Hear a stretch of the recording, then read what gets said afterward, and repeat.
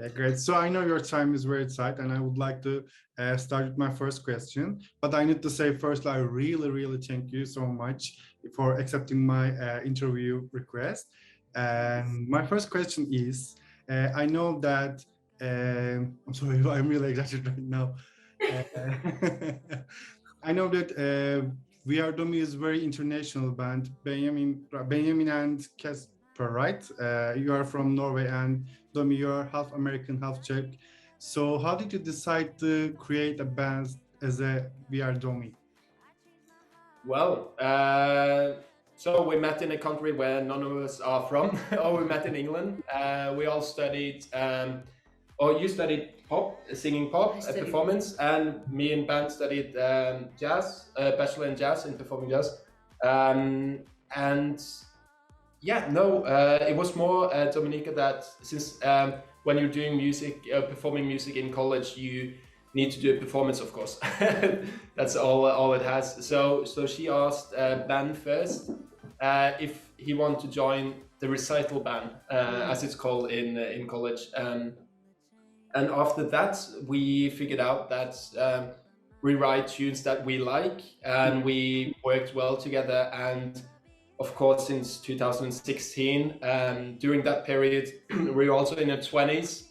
Now we're all in our late 20s. So you evolve a lot as a human or as a person during those 20 or those years in your 20s. And yeah, no, we work really well together now as well. And now we've just started a journey that we are not entirely sure how we'll go, but for now it's been really fun. Yeah.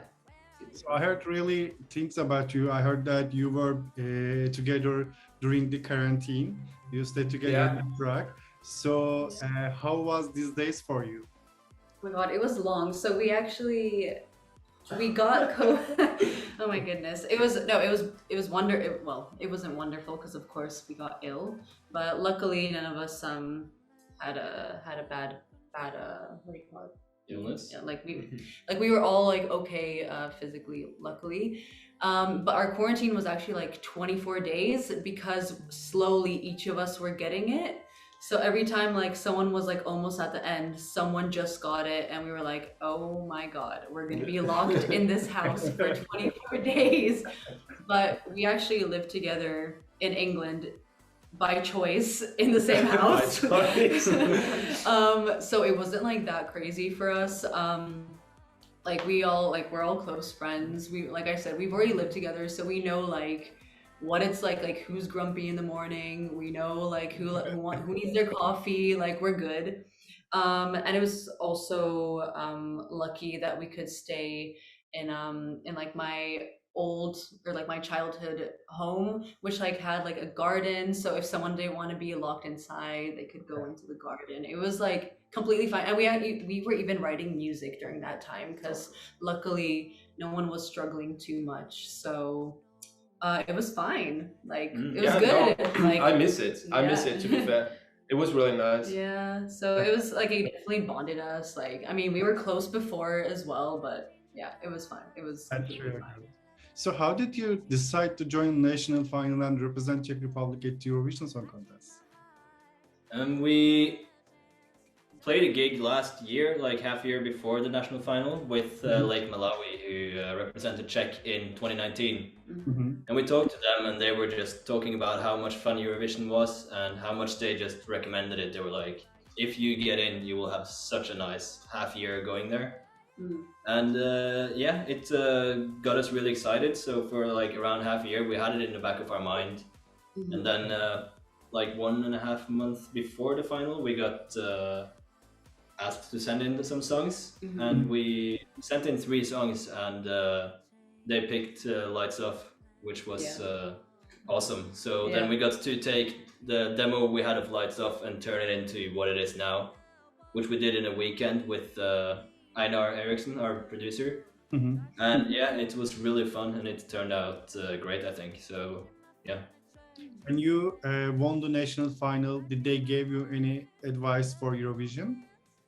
Oh my goodness. Well, we're still like every time we go to a meeting, we're getting like more and more information because like of course no one can be ready for like such a big show for such a big, like, you know, like for us, it's like of course we did gigs before, but like this is scale. like you can't compare it whatsoever to what it's gonna be. So I don't think we're like, yeah, even like the head of delegation was like, you will not fully be ready until you get to Turin. Like you won't understand what it is, like the energy coming from fans and like the production, like how big it's gonna be. Like we can imagine, like, okay, there's gonna be these many cameras.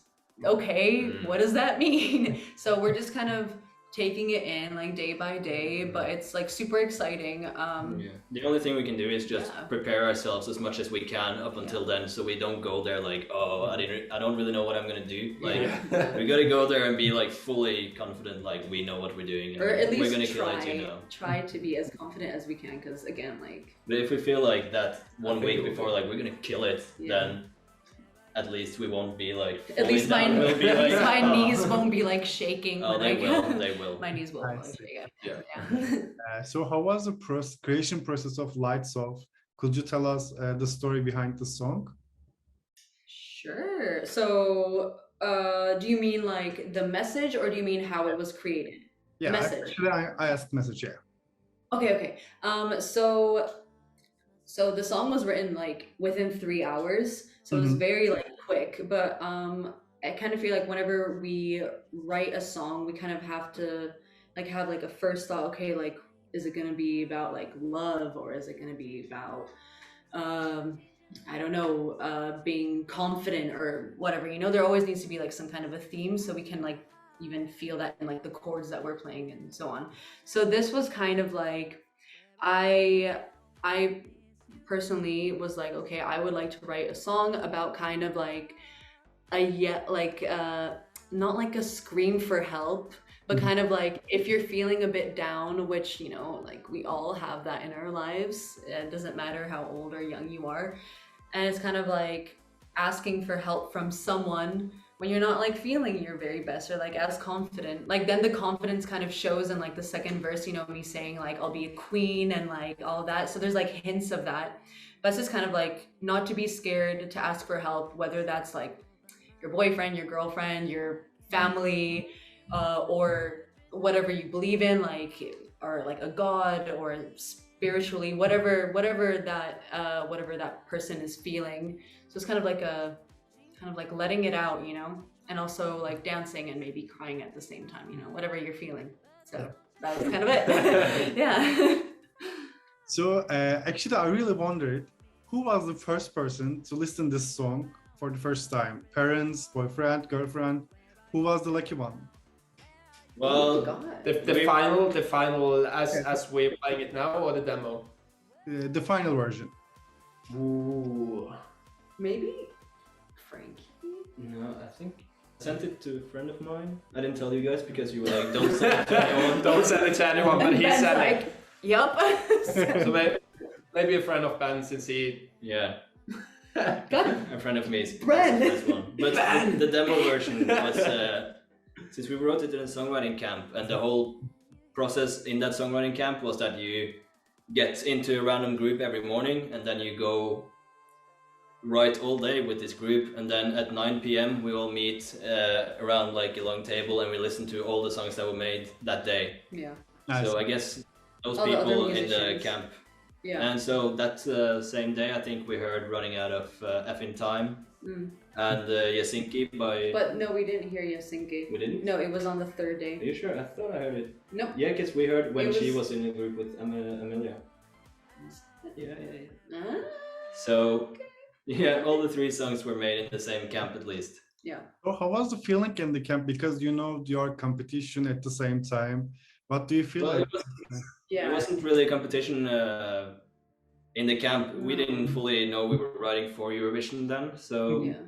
it was just like a really nice feeling, really. Like everyone was creating music and everyone was vibing with everything, and Yeah. there was so much good music being made there, and Yeah. it was a beautiful area. So Yeah, it was very positive. Like everyone, you know, like all the people there are just trying to do their best in what they love.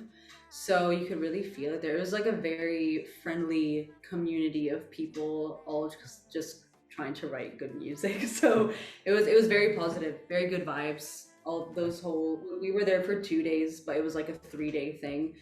Always the end of the day, like, you know, have like a beer or something, very chill, just listening to music. And yeah, it was nothing like a competition. It was more just like to be there and create together. I'm really happy that the journey going really good for you. It's really enjoyable for you. I'm really happy for that. But Domi, am I saying right? Your name is Domi, right? Yeah, my name is Dominika or Domi. Okay, this question is for you. I heard that your father is a very famous person in the Czech Republic. What was his reaction when he listened to the song? When he listened? Yeah. Oh, well, so he always like he cares much more about lyrics always, because he really likes poetry and he does listen to music because he's Czech, so he does listen to music in English, but he doesn't always catch like the lyrics straight away. So that's why he really likes listening to like Czech musicians more, because he can actually like get the whole idea fully of the song. So he was just like, all right, cool, what's it about? And then I like kind of briefly explaining. He was like, yeah, cool. Yeah, I don't know, he's just a dad, you know? He's like, okay, well, you have fun doing that. Like, he's just like a chill guy. Yeah, it's obviously like it's not fully in the genre that he listens to, because boomer, no, he's not a boomer, sorry. No, because he's obviously like a different generation, so he likes different kind of music. But like, yeah, he liked it. When I called him that we won, he was like, that's cool, okay. he was actually like, oh, I was just playing hockey with some friends, but great, okay. And I was like crying. I was like, Dad, we won. And he was like, okay, cool. So he's a chill guy. So, but he's of course like very, very, very happy for me. Yeah. Okay. Actually, this question is for you, Casper and Ben. I know, as I said, We Are Domi is an international band, and you are from Norway. So actually, you became from different cultures. So how was your Scandinavian culture influenced your music style? Oh, that's a lot. I would say. That's a lot. Yeah, no, 100%. I listen to a lot of Norwegian music, Norwegian jazz as well, and of course, the first music you get exposed to as a young child is of course lullabies, and there's loads of beautiful Norwegian lullabies. Yeah, because our song is such a long time. Yeah, no, we actually got one lullaby about trolls that I always fed. Sing but it. No, I'm not gonna sing it. But of course, we also got, or our band has a lot of influence from Scandinavian pop, and we as a band also draw a lot of influence from Norwegian artists. So yeah, I think that's how the band actually started as well, since Dominika had really loved some Norwegian artists, and we've always had that in the back of our heads since we started in 2016. So I think the influence from our culture is really big. Yeah, I guess kind of, sorry. Yeah, I think the fact, sorry. There you go. I go. I think the fact that we all just have listened to different music growing up plays a part, since we all make the music together as a group, and we all influence every song we do. So I think just the fact that we all come from different musical backgrounds, like both me and Casper are Norwegian, but we have completely different musical backgrounds regardless. Like I was more like listening to Elton John when he was listening to Led Zeppelin, so like it's always different influences. But yeah, definitely Scandinavian pop is a big thing in this group, but also like Nordic jazz, I would say, like those big airy endings we always have to the songs. We don't have in this song. Not in this song, but if you listen to all the other music that we have, it does show, yeah, we like a big beautiful outro for sure. A lot of harmonies, beautiful chords. And I'm sure if we could have a longer song than 3 minutes, this song would also have a big beautiful yeah. Honestly, like they were like, it has to be 3 minutes, and we were like, oh. How are we going to do? But it was, I mean, the song ends when it should end, so for sure. Yeah, I'm happy with that. I'm super excited for your next songs. I'm really excited for them. My next question is regarding to your national success in your national final. I would like to ask that how stressful is Eurovision business for you, and how do you handle it?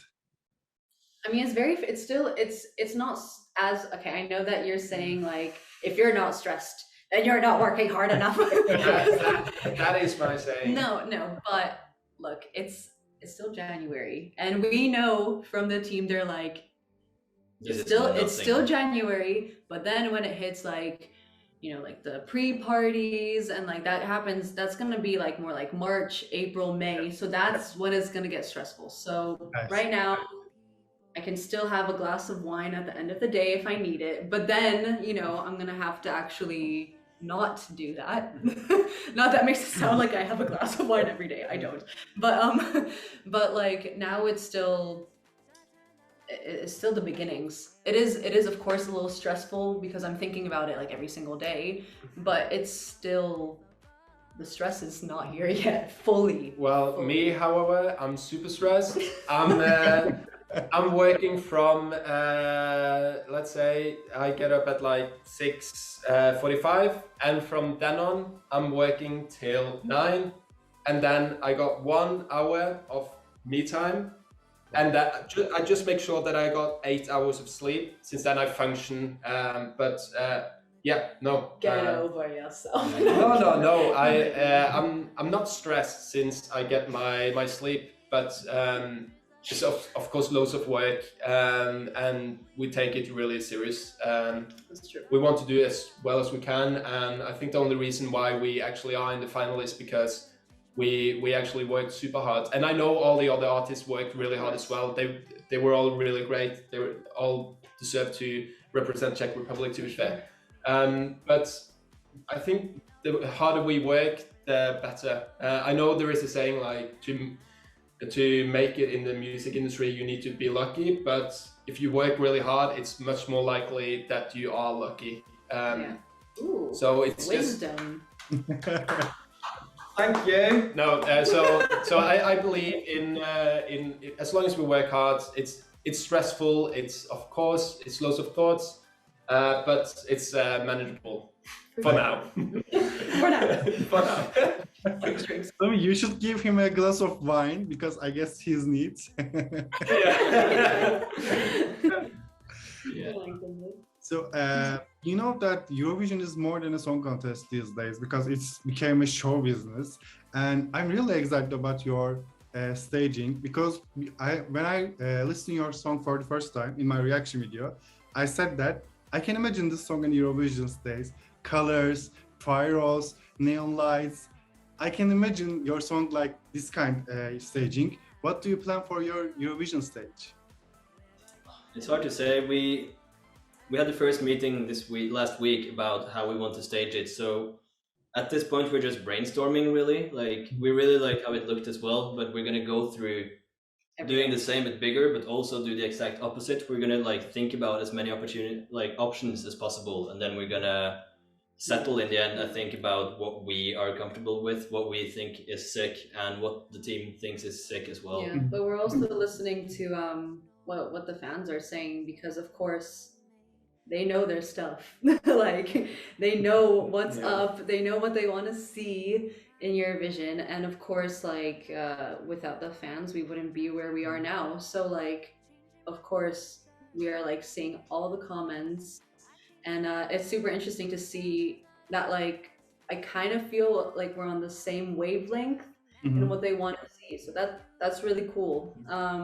But like Benny said, it's still in the like work in progress. Yeah. It's trying to see it from all the angles, from just going as minimalistic as possible to doing the biggest thing ever, and so it's still early on in the planning, and it's kind of like when we got an idea, we need to go back and not think about it, since we can't just decide that's it. So we have to kind of, before going to bed, for example, listening to it and close your eyes and try to imagine how it will look. And I think So basically, no, we don't know. We don't know yet. we don't know yet. It's in process. Yeah. And when we know, Right now. we won't tell you. Yeah, we cannot tell you when we do know, but this is like the honest answer. We're still working on it. Yeah. So, what's your biggest challenge for Eurovision 2022? Ooh, our biggest challenge. I think not just physically preparing, but also mentally preparing for me personally.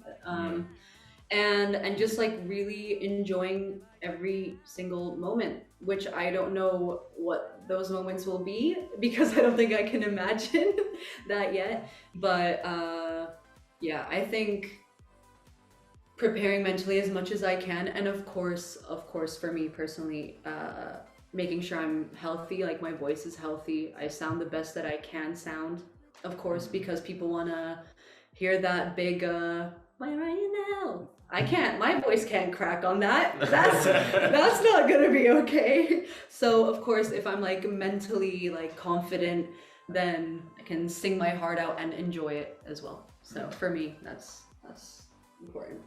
Yeah, I think that's for me and Ben as well. Just mentally prepare, even though it's not really possible. Sorry. Yeah. So, since it's such a big stage, I think every artist in the world, even how big stages they've played on, if they go on TV and they're told it's 200 million watching this, I think everyone in the world would be nervous about it.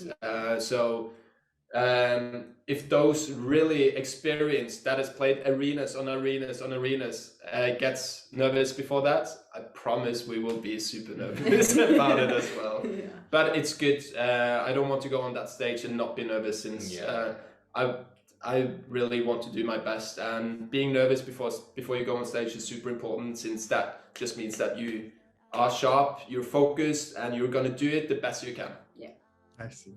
So I don't want to take lots of time. My last question is very classical question. Do you know any Eurovision song, and do you have any favorite Eurovision song? Woo, I'll start. Sorry. Yep. No, I actually was just telling the guys. I actually had on loop Go A and all their music. I really like them, and I think the singer is fire, and I want to be your friend. And I love the song. And she also gave us 12 points, or they, the band. So I cried a lot when that happened because I'm like such a fan. So if I go from like the new, like from last year, then I would go with them. And I thought Shum was like super cool. Yeah. I'll just go with the freshest, the newest stuff. I agree with you. Yeah. So what about you, Casper and Ben?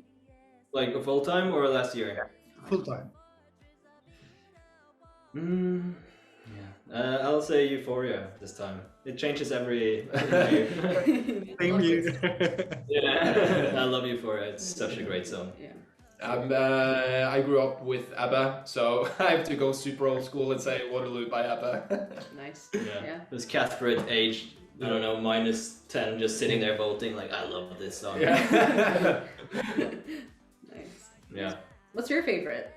I'm actually Of course, Euphoria. Euphoria is my favorite. it's so good. It is. I can really say good. that my this year favorite so far is your song. I really Thank you so much. Thanks, That's man. great. That's awesome. Thank you so much for everything. I hope I see you in the train. Yeah. That would be definitely. so cool. Yeah. Send us a message. Yeah, send us a message if you're there, Definitely. and we'll find each other. Of course. Thank you so much for everything. Thank you so much for your time. I wish you good luck, and I hope Thank to you see so you in much. the train.